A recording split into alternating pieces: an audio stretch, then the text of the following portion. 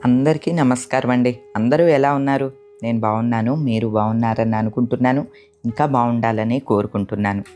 మార్నింగే లేచి ఏ భక్తి పాటలో, ప్రశాంతమైన మ్యూజిక్కో విన్నామనుకోండి, మన డే చాలా ప్లెజెంట్‌గా స్టార్ట్ అయినట్లు అనిపిస్తుంది. ఇక ఆ తర్వాత గార్డెనింగ్‌కి కొంచెం వాటర్ పోస్తూ మొక్కలతో మాట్లాడినట్టు ఉంటుంది. ఇక కృష్ణయ్యతో అయితే ముగ్గు వేస్తూ ఆ పువ్వులు కృష్ణయ్య మీద పడేలాగా పారిజాతాలు వేసుకుంటూ కృష్ణయ్యతో మాట్లాడుతూనే ఉంటానండి. ముగ్గులు వేసుకోవటం సర్టెన్ ఏజ్ వచ్చిన తర్వాత మనకి ఒక ఎక్సర్సైజ్‌గా కూడా పనిచేస్తుంది అని నేను అనుకుంటానండి. ఎందుకంటే 40+ 50+ వచ్చిన తర్వాత మనం అసలు వంగి చేసే పనులు కూడా మానేస్తూ ఉంటాము. కనీసం ముగ్గులన్నా వేసుకుంటే మనకి ప్రశాంతంగా ఉంటుంది. ఎక్సర్సైజ్ లాగా కూడా ఉంటుంది అని నేను భావిస్తానండి. ఇక మార్నింగే పొయ్యి మీద పాలు పెట్టి కొంచెం హాట్ వాటర్‌లో ఏమన్నా వేసుకొని తాగుతూ ఉంటానండి. అంటే హనీ గానీ, లెమన్ గానీ, పసుపు గానీ ఏదో ఒకటి. ఈరోజు లెమన్ లేదండి. హనీ వేసుకొని తాగుతున్నాను. అది మనకి ఒక డిటాక్సింగ్ వాటర్ లాగా పనిచేస్తుందనమాట. అలానే సర్టెన్ ఏజ్ వచ్చిన తర్వాత మనం ఫుడ్ విషయాల్లో కూడా జాగ్రత్తలు తీసుకోవాలి. ఇక అది మ్యాండేటరీ అండి. మేము ఎప్పుడు కూడా రాగి జావ తాగుతాము. ఉదయమే రాగి జావ కూడా కాసేస్తానండి. ఇక సాల్ట్ అనుకోండి, మరి తెల్లని సాల్ట్ కాకుండా పింక్ సాల్ట్ వాడటం ఇటువంటివి. రాగి జావ మార్నింగే ఎందుకు కాసేస్తామంటే, ఇది చల్లారిన తర్వాత అందులో మజ్జిగ కలిపి తాగుతామనమాట. అందువల్ల మార్నింగే రాగి జావ కూడా చేసేస్తాను. పాలైతే అన్నీ పొయ్యి మీద పెట్టిన తర్వాత, ఆ లాస్ట్‌కి మిగిలిన పాలని ఫేస్‌కి రాసుకుంటే మంచి మాయిశ్చరైజర్‌లా పనిచేస్తుందండి.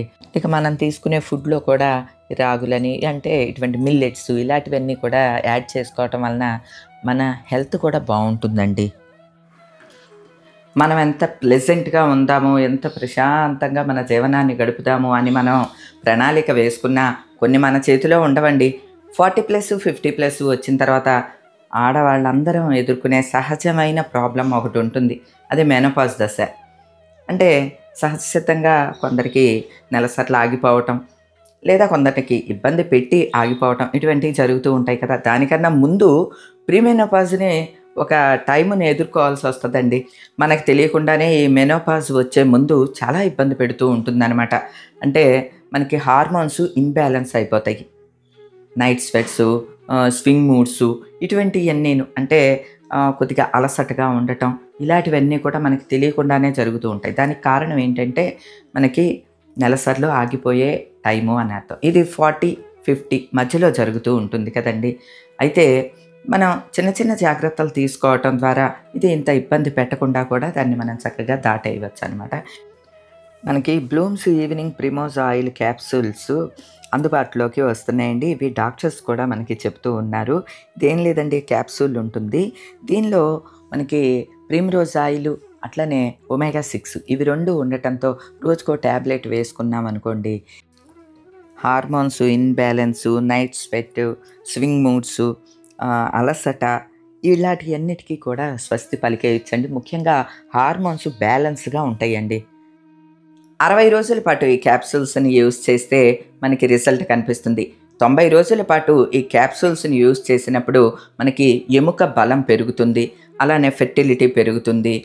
స్ట్రెస్ లేకుండా ఉంటుంది. అలానే ఫ్రస్ట్రేషన్ లేకుండా ఉంటుంది. నిద్ర బాగా పడుతుంది. ఎనర్జీ లెవెల్స్ డౌన్ అవ్వకుండా ఉంటాయన్నమాట అండి. గైనకాలజిస్టులు, డాక్టర్స్ కూడా సిఫార్సు చేస్తున్నారు కాబట్టి మనం ఈజీగా ఇవి చక్కగా యూజ్ చేయొచ్చు. No problem. మన ఫ్యామిలీలో ఎవరైనా మెనోపాజ్, ప్రీ మెనోపాజ్ సమస్యలతో ఇబ్బంది పడుతూ ఉంటే ఈ బ్లూమ్స్ ఈవినింగ్ ప్రిమరోజ్ ఆయిల్ క్యాప్సూల్‌ని యూజ్ చేసి చూడండి. డిస్క్రిప్షన్‌లో నేను లింక్ ఇస్తున్నాను. నేను ఇచ్చిన లింక్ ద్వారా మీరు తెప్పించుకుంటే మీకు ఎక్స్‌ట్రా డిస్కౌంట్ కూడా లభిస్తుందండి.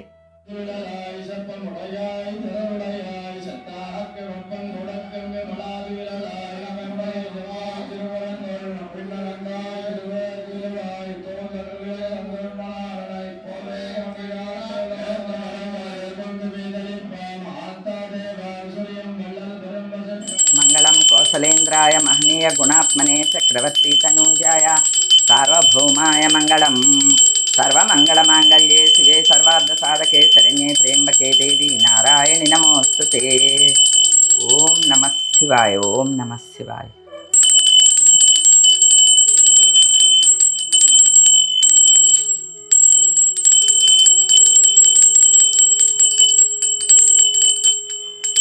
అమ్మా తల్లి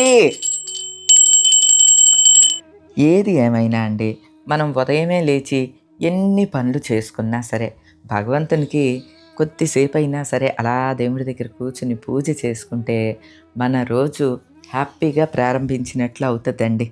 ఎందుకంటే దాని నుంచి వచ్చే పాజిటివిటీ ఇక మరి ప్రపంచంలో దేని నుంచి రాదండి. అందుకనే నేను ఎప్పుడూ చెప్తూ ఉంటా, ఎటువంటి భయాలు ఏమీ పెట్టుకోకుండా చక్కగా మనస్ఫూర్తిగా ఒక్క 10 నిమిషాల పాటు పూజ చేసుకోండి. చాలా హ్యాపీగా ఉంటుంది అని చెప్తాను. ఇక ఎటువంటి డౌట్లు ఇటువంటి ఏమి పెట్టుకోకూడదండి. భక్తి అంటేనే మనకి ఒక చక్కని పాజిటివిటీ ఇచ్చే అంశం. ఆ పాజిటివిటీని పూర్తిగా మనం పొందాలి అనంటే దానిలో లీనమైపోవాలండి. ఇంకెటువంటి సంకోచాలు, డౌట్లు ఇటువంటి ఏమీ పెట్టుకోకూడదండి. ఇది నేను నమ్మే సిద్ధాంతం. అదే మీకు చెబుతూ ఉంటానండి. ఉదయం మా బ్రేక్‌ఫాస్ట్ రాగి జావ సిద్ధం చేసుకున్నాను కదండీ! రాత్రేమో పాలెక్కువ ఉన్నాయని అన్నం, ఉల్లిపాయ ఏసి తోడు పెట్టాననమాట.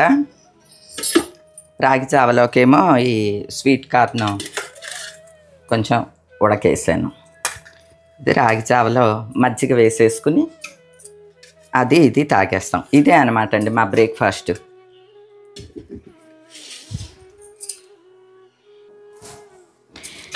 ఈ రాగి జావలోకి మజ్జిగ కలుపుకుంటాం అనమాట అండి. ఇదిగోండి మా పెరుగు ఇది. ఎన్టీ రామారావు గారు పెరుగు గట్టిగా ఉండాలి, కాయిన్ వేస్తే పడకూడదు, దిగకూడదు అనేవాళ్ళంట. ఇదిగోండి 10 రూపీస్ కాయిన్ వేసి చూద్దామండి.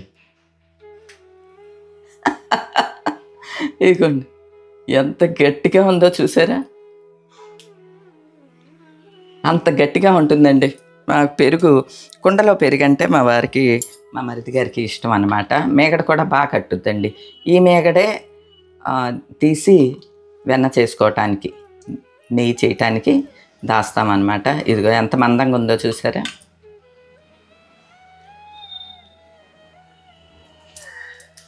నెయ్యి కూడా ఎక్కువ వాడతామండి మేము. పాలు ముగ్గురమే ఉన్నా సరే ఎక్కువ తెప్పించుకుంటాం. 2 లీటర్లు వాడతామండి ఆ ముగ్గురికిను. నాకు పెరుగు ఇంత గట్టిగా ఉంటే భలే నచ్చుద్దండి.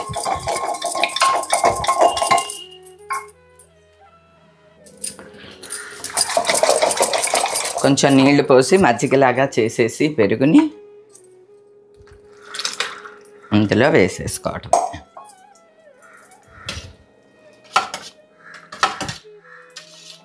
రాగి జావ కొంచెం చిక్కగా ఉన్నది, ఇంకా కొద్దిగా పలచగా కూడా చేసుకుంటామండి.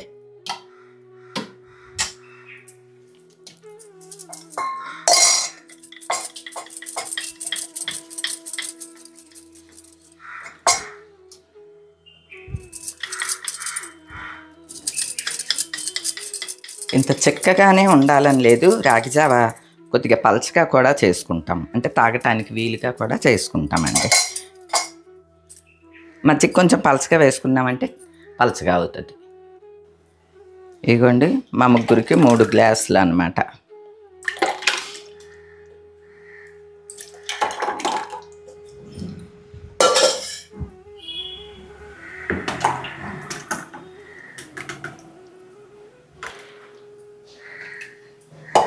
అదనమాట అండి మా మార్నింగ్ జ్యూస్ అనుకోండి, డెజర్ట్ అనుకోండి, ఏదన్నా అనుకోండి, రాగి జావ ముగ్గురం 3 పెద్ద గ్లాసులు తాగేస్తామండి. ఇదిగోండి మీ గ్లాస్ మీరు తాగేయండి. ఇక ఆ తర్వాత ఈరోజు టిఫిన్ చెప్పాను కదండి, రాత్రే పాల అన్నం తోడు పెట్టాను, అంటే పెరుగన్నం అవుతుంది అనమాట. ఉల్లిపాయ కూడా వేసి ఉంచుతాం. ముగ్గురం కూడా ఈరోజు ఇదే తినేసామండి. ఇక ఆ తర్వాత నా వంట పని కోసం వెతుక్కుంటున్నాను. మాకు ఇళ్ళ వెంటే ఏయో ఒకటి వస్తూ ఉంటాయండి, రొయ్యలు, చేపలు ఇటువంటివన్నీ కూడా వస్తూ ఉంటాయి. ఈ రోజున చింతకాయలు వస్తే తీసుకున్నాను ఇళ్ళ వెంట. అట్లానే కొన్ని రొయ్యలు కూడా తీసుకున్నా. 50 రూపాయలు అండి, రొయ్యలు ఒలుస్తోంది కదా, అవి 50 రూపాయల రొయ్యలు తీసుకున్నాను. మాకు బాగానే ఉంటాయండి, పర్లా చవకగానే వస్తాయి అన్నమాట. నా ఫేవరెట్ కర్రీ ఏంటంటే చింతకాయ రొయ్యలు అండి. మా మరిది గారికి ఏమో ఈ పులుపు అంటేనే అస్సలు పడదు, ఇష్టం ఉండదు. మా వారు ఇష్టంగానే తింటారు, కానీ అందులో రొయ్యలు అవి తింటలేదు, మానేశారు. అన్నీ నాకే వేస్తూ ఉంటారనుకోండి. ఇగోండి చేపలు కూడా ఇట్లా ఇళ్ళ వెంట చిన్న చేపలని, పెద్ద చేపలు, రొయ్యలు అన్నీ కూడా మాకు ఇళ్ళ వెంట అమ్మకానికి వస్తాయన్నమాట అండి. రొయ్యలు తీసుకుంటే వాళ్ళే ఒలిచేసి ఇస్తారు. అట్లనే చేపలు కూడా తీసుకుంటే వాళ్ళే కట్ చేసేసి ఇస్తారండి. నేను ఈవేళ రొయ్యలు మాత్రమే తీసుకున్నాను. ప్రేమ కోసమేమో ఎగ్ కర్రీ వండుతాను. ఎందుకంటే ఏం లేదు, కొత్తిమీర తీసుకున్నానని చూపిస్తున్నాను అంతే. నాకు ఎళ్ళమటే వస్తాయి.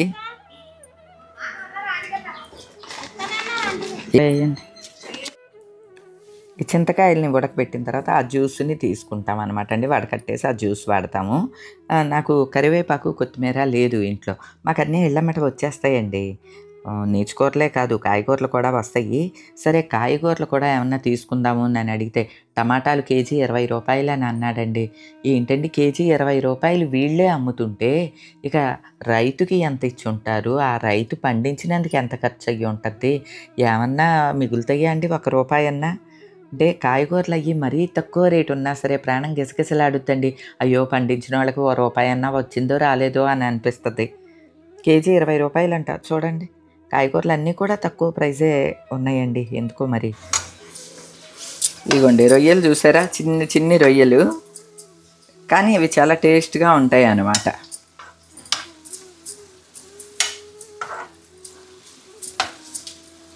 చింతకాయ రొయ్యలు వండటం ఈజీ అనమాట అండి.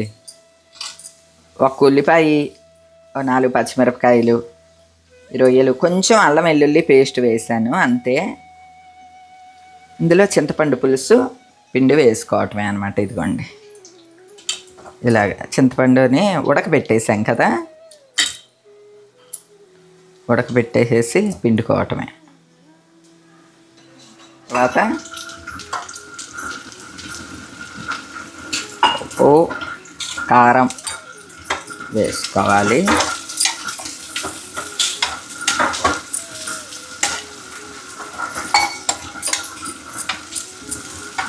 వేసుకుని ఇదిగోండి చింతకాయలు ఉడకపెట్టిన జ్యూసు పిండేసుకుని ఆ జ్యూస్ని వేసేసుకోవటమే. ఇంకొంచెం వేయచ్చు, కొంచెం పలచగానే వేసుకోవాలి. ఎందుకంటే దగ్గర అయిపోతుంది, త్వరగా దగ్గరికి అయిపోతుంది కూర. అందుకని కొద్దిగా ఇలా వేసుకున్నాం అనుకోండి, 1 నిమిషంలో దగ్గరికి అయిపోయి మనకి కర్రీ అయిపోతుంది. ఇందులో కొంచెం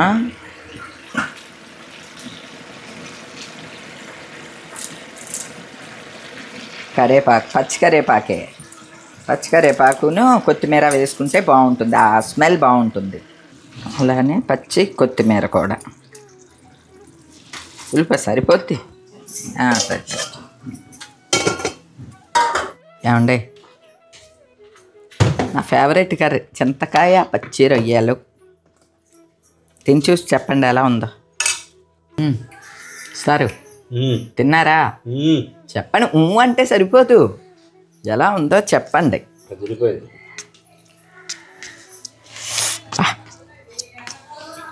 ఈ పులుపు వాసనకే మనకి నోట్లో నీరు వచ్చేస్తూ ఉంటుంది. చింతకాయ పచ్చిరొయ్యలు, చింతకాయ లేతగా ఉన్నాయి అయినా సరే ఉడకబెట్టే వేసానండి. చెప్పు బా సూపర్. అసలే పులుపు అంటే కులగురువు మాకు. మా అమ్మ అస్తమాను కులగురు అనేది. అలాగా చింతకాయ మా కులగురువు. మా అమ్మకి ఎంత ఇష్టమో ఈ కూర. నాదెప్పుడు ఒక స్లోగన్ ఉంటుందండి, ఆనందంగా జీవితాన్ని ఆస్వాదించడానికి అద్భుతాలు జరగక్కర్లేదు అని. నిజమేనండి. మనం మన లైఫ్ని మనకి నచ్చినట్లుగా గడిపే స్వతంత్రాన్ని భగవంతుడు ఇచ్చాడు ఈ వయసులో. మనం ఇంకొకళ్ళ గొడవకి వెళ్లకుండా, ఇంకొకళ్ళకి నెగిటివిటీ ప్రసారం చేయకుండా మన లైఫ్ని మనం హ్యాపీగా గడిపి మనకి నచ్చినట్లుగా గడిపామనుకోండి, అంతకు మించిన ఆనందం, అద్భుతం మరొకటి లేదు అనుకుంటానండి. అంతో ఇంతో హెల్త్ పట్ల జాగ్రత్తలు తీసుకుంటూ నోటికి హితవుగా అంత వండుకుని ప్రశాంతంగా జీవనం గడిపామనుకోండి, అంతకు మించిన అద్భుత ప్రపంచం ఇంకేముంటుందండి. నేనైతే అలానే అనుకుంటానండి. మీరు అట్లానే అనుకుంటారా? ఇలాంటి ఒక ప్రశాంతమైన లైఫ్ ప్రతి ఒక్కరికి ప్రసాదించమని భగవంతుడిని కోరుకుంటూ ఈరోజుకైతే ఇదేనండి. మరో మంచి వీడియోతో మళ్ళీ కలుస్తా. అప్పటి వరకు ఉంటానండి.